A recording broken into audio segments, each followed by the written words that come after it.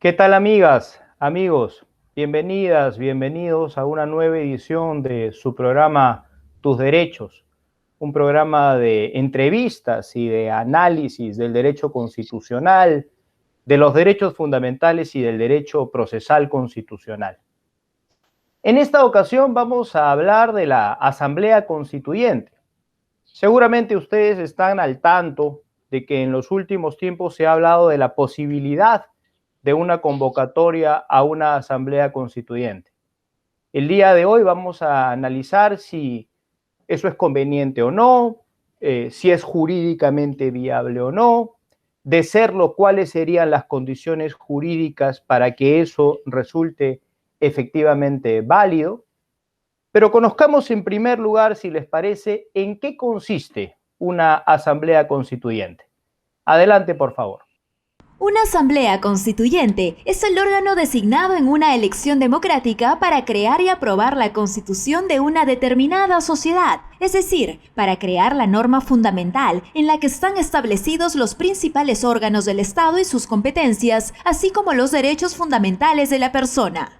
Aunque suele decirse que una asamblea constituyente tiene un poder ilimitado, lo cierto es que, en los estados constitucionales, las constituciones como mínimo deben reconocer los derechos fundamentales como manifestaciones de la dignidad de la persona humana, el reconocimiento de que el poder emana del pueblo, el principio democrático y el principio de separación y equilibrio entre poderes. El día de hoy tenemos el honor de contar con la presencia de dos connotados constitucionalistas. Nos acompañan, en primer lugar, el doctor Víctor García Toma, ex magistrado y presidente del Tribunal Constitucional, entre otros cargos importantes que ha ocupado a lo largo de su vida profesional, y el doctor Francisco Eguiguren, ex miembro comisionado de la Comisión Interamericana de Derechos Humanos, entre otros cargos públicos también importantes, ambos profesores universitarios de nota. Y nos van a acompañar en esta ocasión justamente para hablar de esta temática importante, que como les refería es la Asamblea Constituyente. Comencemos, si les parece, por el doctor Víctor García Toma. Doctor Víctor García Toma, muchas gracias por aceptar la invitación. Una primera pregunta que quería formularle, y al hilo quisiera conocer también la opinión del doctor Francisco Eguiguren, más allá del aspecto jurídico, la conveniencia o no de la convocatoria a una asamblea constituyente. ¿Cómo lo ve usted? ¿Cómo evalúa esa posibilidad?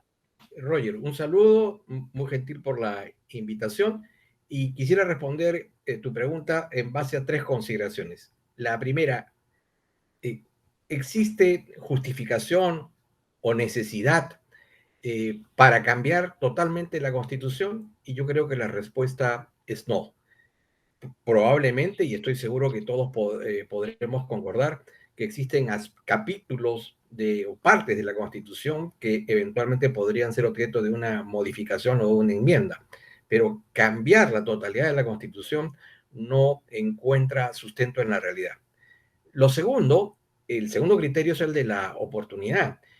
Estamos hoy pasando por momentos bastante difíciles. Por un lado, la pandemia que amenaza con una tercera ola. Tenemos un serio problema económico, hay un problema de desempleo y en consecuencia creo que esa debiera ser la atención de los órganos del Estado. Además, el proceso electoral ha dejado una huella que tenemos que borrar lentamente, y es que se ha dividido a los peruanos. Entonces, llevar a cabo una asamblea o congreso constituyente en el marco de una confrontación abierta, como evidentemente se produciría, me parece totalmente desdeñable. Y por último, la tercera inquietud es, ¿están las organizaciones políticas preparadas para en el corto plazo ofrecer, digamos, listas idóneas para llevar a cabo la tarea de elaboración de la Constitución? Y hemos visto en las recientes elecciones que las organizaciones en estos momentos no se encuentran en condiciones ni en capacidad de presentarle a la ciudadanía una lista de candidatos que esté a la altura de las necesidades, de las capacidades intelectuales y experiencia política que en este cargo, en este caso, el cargo de miembro de la Asamblea Constituyente requiere y necesita. Muchas gracias, doctor. Sobre lo mismo, doctor Iguiguren, ¿cuál es su opinión? Muy bien, muchas gracias, Roger. También muy contento de estar aquí con Víctor compartiendo este espacio. Bien, yo, independientemente del tema del modo jurídico, que lo vamos a conversar después, y el tema de la oportunidad, que quizás es lo más polémico, yo estoy entre quienes creen desde hace mucho tiempo que sí necesitamos una nueva Constitución. Y efectivamente se pueden hacer y se tienen que hacer algunas reformas puntuales de la Carta del 93. En materia constitucional es poco lo que tenemos que inventar ya. O sea, la Carta del 93 recogió muchas cosas del 79 y una nueva Constitución recogería mucho de ambas. Ese no es el tema. Las reformas supondrían actualizar, parchar, seguramente mejorar la Carta del 93, y eso es lo mínimo que se tiene que hacer. Pero la razón para pedir, para exigir una nueva Constitución es, más que jurídica, totalmente política y ética. Es decir, creo que no podemos en el bicentenario y pensando en otros 20 o 30 años, seguir regidos por la Constitución del 93. Es una Constitución muy inferior a la del 79 en calidad, nacida de un autogolpe para perpetuarse en el poder por un régimen autoritario que luego terminó siendo además corrupto y violador de los derechos humanos. Una Constitución que fue elaborada sin una pluralidad política y que fue aprobada en un dudoso y estrecho referéndum. Carece entonces de una legitimidad de origen. Y si bien en el camino, porque no es que la Constitución no tenga nada bueno, tiene algunas cosas buenas, y el Tribunal Constitucional ha desarrollado mucho para interpretar esta Constitución, por ejemplo, en materia económica, pero lamentablemente eso no está en la Constitución. El punto es, yo creo que se requiere un nuevo pacto social, un nuevo pacto político, tener por primera vez, o en todo caso, rara vez, una Constitución nueva hecha en democracia y no en dictadura, como casi todas nuestras constituciones. Y una Constitución que exprese un nuevo pacto de la sociedad de hoy pensando en el futuro. Todos los que tienen menos de 45 años, que es la mayoría electoral del Perú, no votaron ni para elegir la constituyente ni para aprobarla en referéndum. Entonces yo creo que hay la necesidad de un nuevo pacto político, social, del bicentenario para el futuro y plasmar en él un acuerdo. ¿Hay una debilidad política, como ha dicho Víctor? Sí, sí la hay. Pero, y ese es el problema de oportunidad. Sin embargo, creo que una cosa es caminar hacia una constituyente y hacia una nueva constitución, y otra cosa es que se plasme mañana.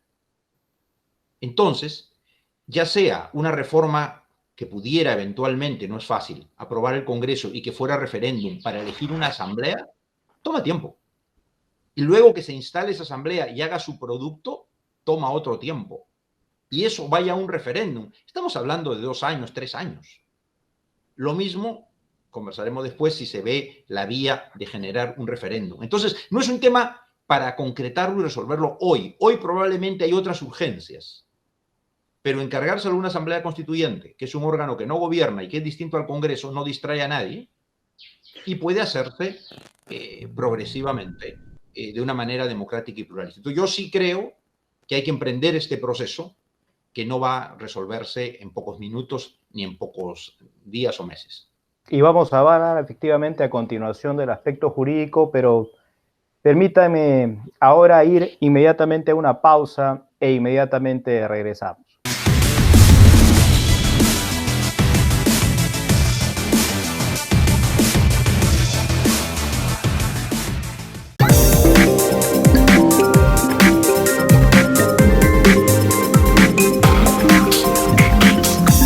Sabemos que tienes muchas preguntas y queremos responderlas. ¿Cómo se eligen los magistrados del TC? Hola, gracias por tu pregunta. De acuerdo con el artículo 201 de nuestra Constitución Política, los miembros del Tribunal Constitucional son elegidos por el Congreso de la República con el voto favorable de los 2/3 del número legal de sus miembros. Esto quiere decir 87 votos. Se designa una comisión especial integrada por un mínimo de 5 y un máximo de 9 congresistas para encargarse de recibir propuestas y seleccionar a los candidatos antes de ser propuestos al Pleno del Congreso. La designación para el cargo de magistrado del TC se hace por 5 años sin posibilidad de reelección inmediata. Recuerda, puedes hacernos más preguntas en nuestras cuentas oficiales de redes sociales. ¿Querías conocernos más? Ahora ya lo sabes. El TC responde a tus preguntas.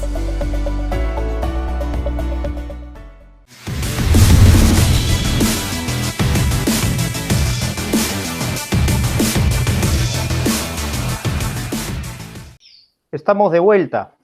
Este es su programa Tus Derechos, un programa de análisis constitucional. En esta ocasión engalanan el programa con su presencia los doctores Víctor García Toma y Francisco Eguiguren. Vamos a hablar ahora del aspecto jurídico. Hace un momento hemos hablado de un análisis más político que de otro tipo. Comencemos ahora por el doctor Francisco Eguiguren. Doctor Eguiguren, desde un punto ya estrictamente jurídico, la Constitución del 93 viabiliza, hace válida la convocatoria a una asamblea constituyente, o se requerirían dar quizá algunos pasos previos para que eso pueda resultar jurídicamente posible? ¿Cómo lo ve? Bueno, rara vez una constitución prevé un testamento o un proceso de defunción, ¿no? Entonces la Carta del 93 sin duda no contempla ni la existencia de una nueva constitución, habla de reforma total, que no queda muy claro qué es, pero no de una nueva constitución y menos de una asamblea constituyente.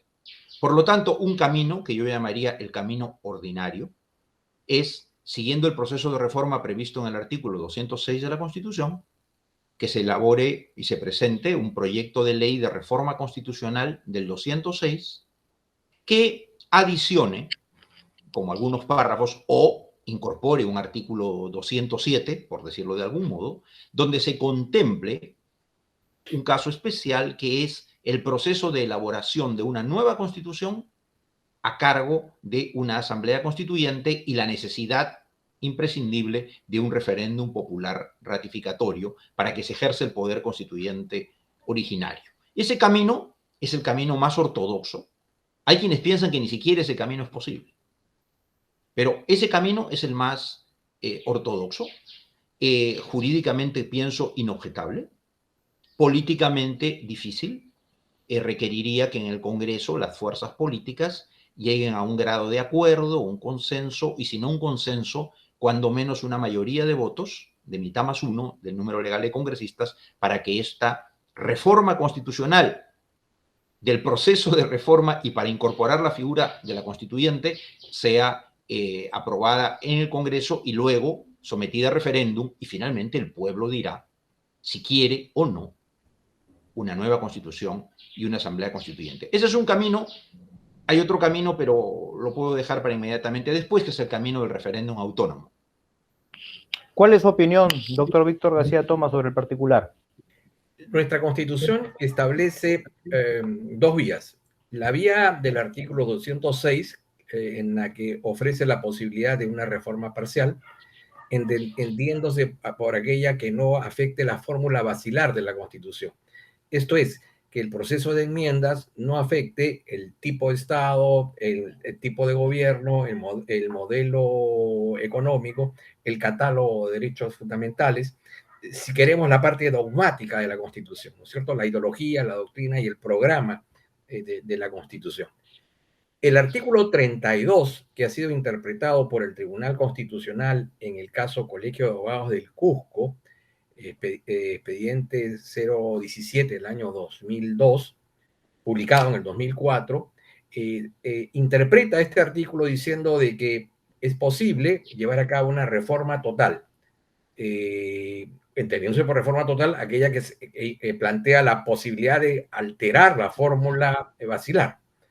Y para este efecto, el Congreso operaría como tendría una tarea de función constituyente, elaboraría el texto, una vez aprobado el texto por el Congreso, lo sometería a referéndum confirmatorio por parte de la ciudadanía.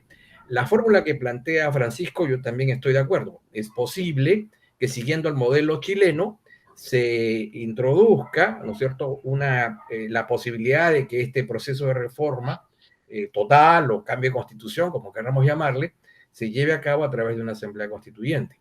Pero esto implicaría una iniciativa legislativa y quedaría a merced, en principio, del Congreso de la República. En consecuencia, todos los caminos conducen a que el proceso de reforma parcial o total pase necesariamente por parte del Congreso y requiera su placer. Y adicionalmente, en algunas circunstancias, participaría el pueblo a través del referendo. Doctor Eguiguren, al finalizar su última intervención, usted hacía referencia a un segundo camino para la reforma, el referéndum autónomo. Quizás se refiera a una interpretación que parta del artículo 32.1 de la Constitución, que se refiere al referéndum sobre la reforma total o parcial de la Constitución. Sería interesante conocer cuál es su perspectiva sobre ese punto. Sí, Roger, yo escribí sobre esto hace algunos años, o sea que no es un tema de coyuntura. Mire, el problema es que lo que se escribe y se enseña en materia constitucional desde hace ya demasiado tiempo, mucho tiempo, es que hay un poder constituyente originario y uno derivado. Y que el constituyente originario, que es y tiene como titular directo al pueblo, es para elaborar una nueva constitución. Quienes no quieren sustituir la Carta del 93, en verdad quieren condicionar el ejercicio de ese poder constituyente originario, que no está previsto en la Carta del 93, que es un obstáculo, ¿no? Y que por eso tendría que reformarse para, si se puede hacer por el Congreso. Quieren condicionar el ejercicio del poder constituyente originario del pueblo, su derecho a darse una constitución cuando le parezca oportuno y de la manera que considere oportuno, lo quieren condicionar a la decisión del poder constituido, el Congreso. Y eso es colocar los bueyes detrás de la carreta. O sea, ¿por qué el poder constituyente originario, que es del pueblo, va a ser usurpado por el poder constituido? Y solo si el Congreso aprueba, vamos al proceso constituyente. Y también hay una interpretación restrictiva del derecho de participación política del pueblo previsto en el artículo 2, inciso 17 de la Constitución y desarrollado para el tema del referéndum, como usted hacía referencia, en el artículo 32.1, que dice que se puede someter a referéndum la reforma total o parcial de la Constitución.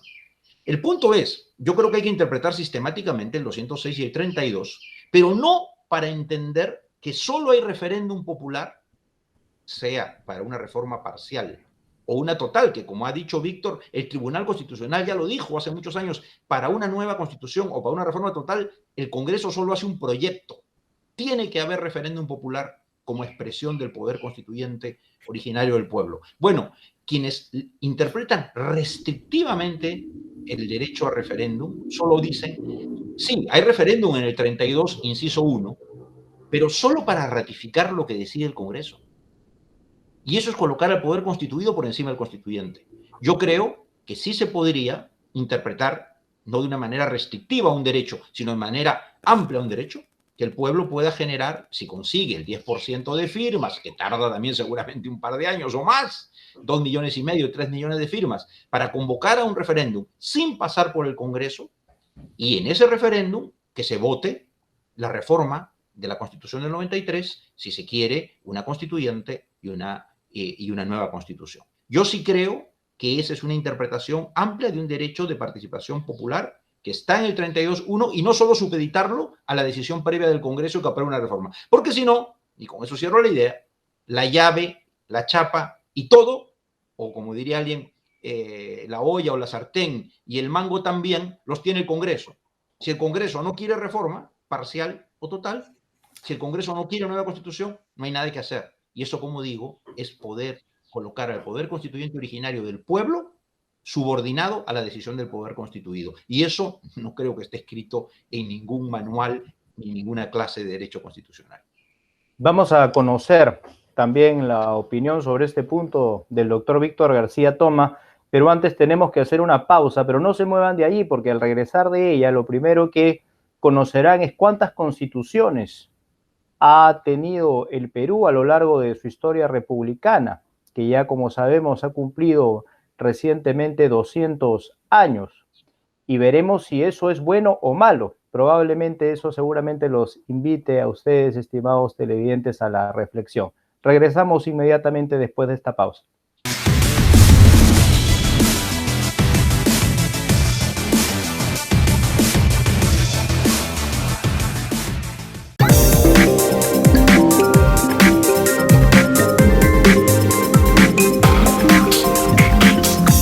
Sabemos que tienes muchas preguntas y queremos responderlas.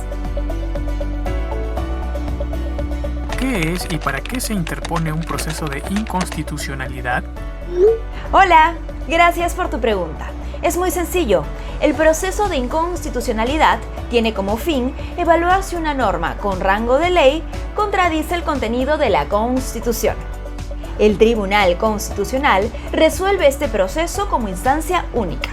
En caso se verifique la contradicción, la norma será inconstitucional.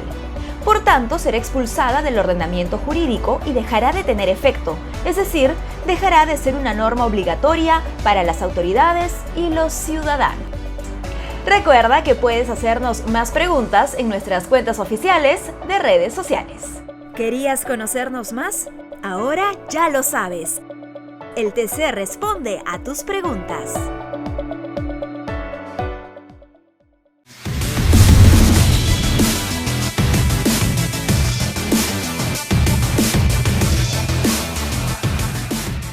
¿Sabías que a lo largo de nuestros 200 años de historia republicana hemos tenido 12 constituciones? Es decir, aproximadamente una cada 17 años. Es por ello que nuestro recordado constitucionalista Manuel Vicente Villarán decía que buena parte de nuestra vida republicana la hemos pasado haciendo y deshaciendo constituciones. La Constitución de Estados Unidos, por ejemplo, aunque con varias reformas de por medio, es la misma desde 1787, algo sobre lo que vale la pena reflexionar. Estamos conversando en esta edición de su programa Tus Derechos con los doctores Víctor García Toma y Francisco Eguiguren. Doctor Víctor García Toma, la posibilidad de un referéndum directo, la apelación que se hace, digamos, a la existencia de un pueblo como un poder constituyente que siempre en estadio latente podría despertar, mientras que hay otra lectura que señala que el pueblo debe mantenerse dentro del Estado constitucional también permanentemente como un poder constituido. En esa perspectiva, en esa posibilidad o posibilidades de análisis, ¿dónde sitúa usted su opinión?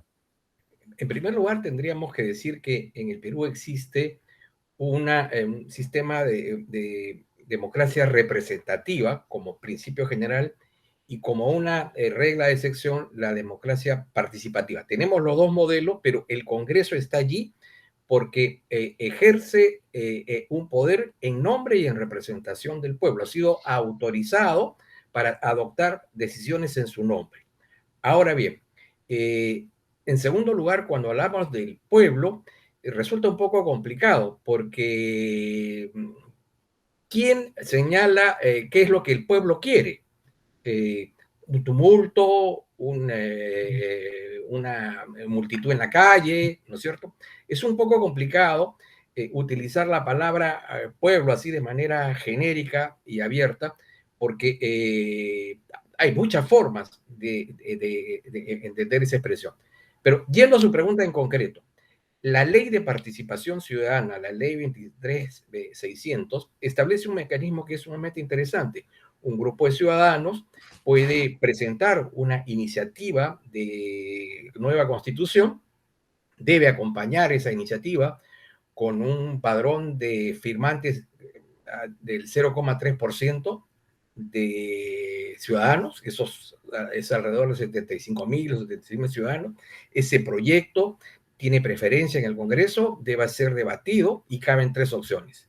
Que sea aprobado tal como este segmento de la población lo planteó, y en consecuencia no habría ningún problema. En segundo lugar, que sea desaprobado o aprobado, digamos, pero alterando, digamos, buena parte de su contenido. Entonces, los proponentes de esa iniciativa de reforma popular tendrán que recolectar el 10% del total del padrón de electores y en ese contexto demandarle al Congreso que dicte una ley de referéndum, en la cual los ciudadanos decidirán si aprueban o no aprueban la posición del Congreso o si aprueban la posición planteada por la vía de la iniciativa de la reforma popular. En consecuencia, está allí expresada y está manifestada una posibilidad que surja desde la ciudadanía, canalizada institucionalmente a través de una ley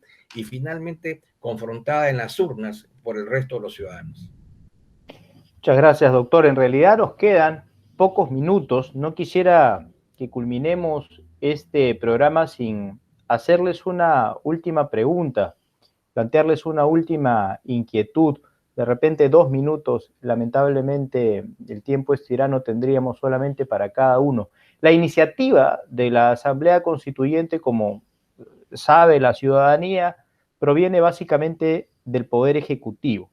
Existe consecuentemente la posibilidad de que el Poder Ejecutivo plantee una iniciativa legislativa ante el Congreso con ese objetivo.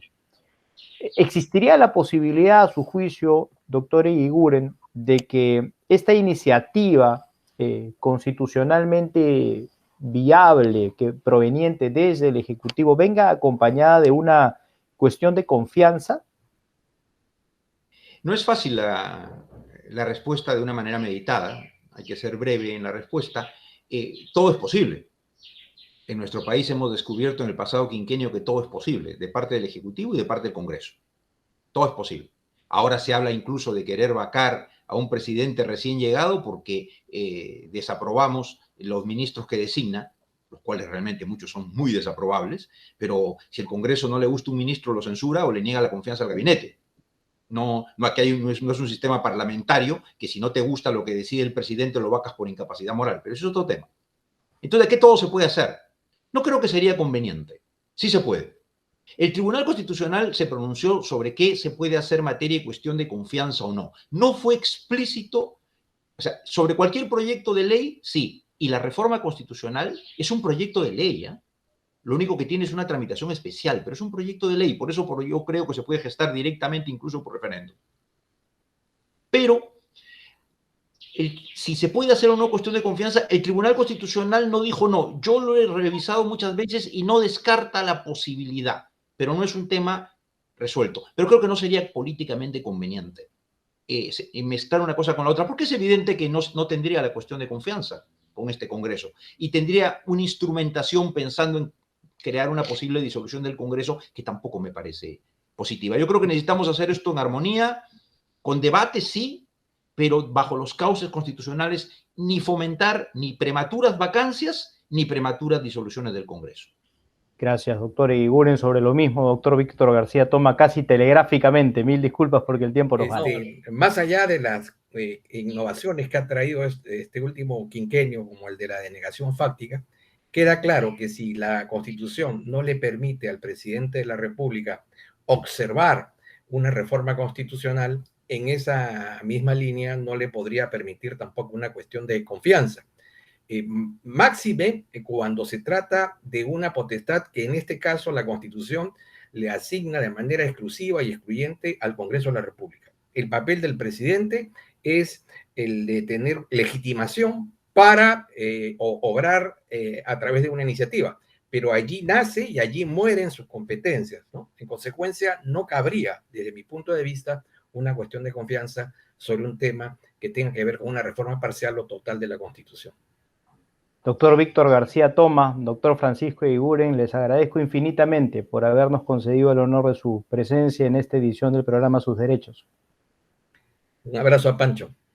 Y gracias. Víctor, un abrazo. Y con ustedes, amigas y amigos, será hasta una nueva ocasión. Han podido advertir que de dos constitucionalistas connotados hay posiciones no necesariamente coincidentes.